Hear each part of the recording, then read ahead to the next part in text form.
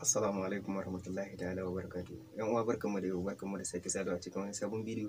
Insha Allah a yau wannan bidiyo namu zai yi magana ne akan amfanin Google account ko in ce Gmail da kuma hatsarorin da ke cikin shi. Amma kamin mu je kai tsaye, ku kasa ku danna mana subscribe idan ku sabbin zuwa ne anan, sai ku danna mana like, ku danna share saboda yan uwanku su masu amfana a cikin bidiyo. Kamar yadda na ce da fari za mu yi magana ne akan shin menene Google account? Ya ake amfani da shi? Menene amfanin shi kanshi Google account ɗin? Menene hatsarin da ke cikin Google account? Domin warware wa'annan abubuwa ɗaya bayan ɗaya, ku biyo mu a cikin bidiyon. Insha Allah za mu yi muku bayani ingantacce. Idan ana maganan Google, mun fi sanin shi a matsayin search engine na labarai, hotuna da kuma videos. Shin iya bakin amfanin Google a gare mu kenan? A'a, Google ya samo mana da application daban-daban masu matuƙar amfani.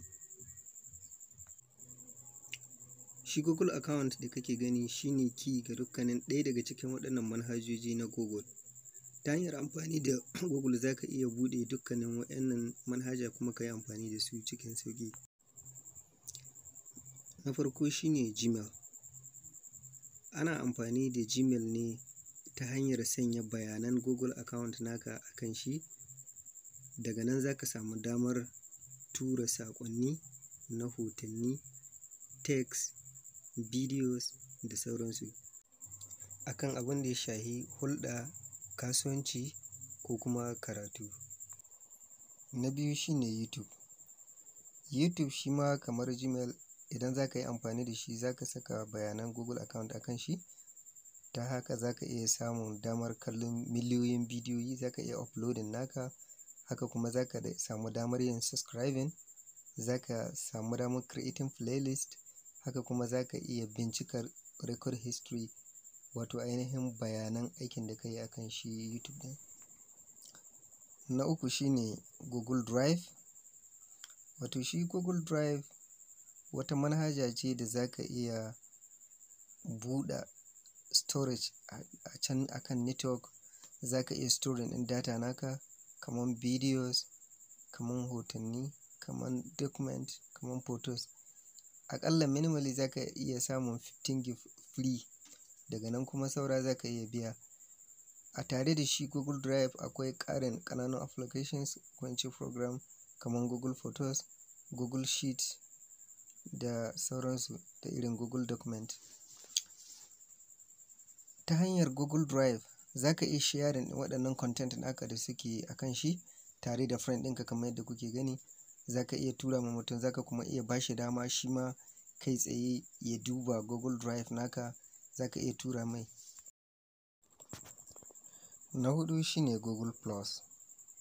Shi ma Google Plus da fari za ka saka bayananka na Google account a kan shi. Daga nan ya buɗe ya nuna ma irin wannan fuska ɗin. Kamar yadda ka san ana amfani da Facebook, to shi ma kana amfani da haka ta yadda za ka yi sharing ɗin, za ka iya sharing ɗin hotuna da text da sauransu tare da abokananka a kan shi. Insha Allah za ka iya ganin naka, za su iya ganin nasu. Google ba a nan kaɗai ya tsaya ba, yana da wato manhajoji daban-daban masu matuƙar kayatarwa. Kai dai abin da kake buƙata shine kawai ka mallaki Google account. In ka mallaki Google account, wannan shi zai baka dama ka antaya cikin kowane irin application na idan dai har mallakar Google ne. Kamar yadda ka gani duka waɗannan mallakar Google ne, kuma da Google account ɗaya gaba ɗaya za ka iya login cikin kowane daga cikinsu. Wannan shi ya kamata ka sani. Google account yana da matuƙar muhimmanci. Domin sanin ya za ka buɗe Google account, to ku yi subscribing a wannan Mai Zamani TV domin ganin bidiyon mu na gaba. Insha Allah za mu yi bayani yadda ake buɗe Google account. Alhamdulillah, wannan shi ya kawo mu ƙarshen wannan bidiyo. Idan wannan bidiyo ya burge ku, kar ku manta ku danna share domin ku tura ma 'yan uwanku su masu amfana da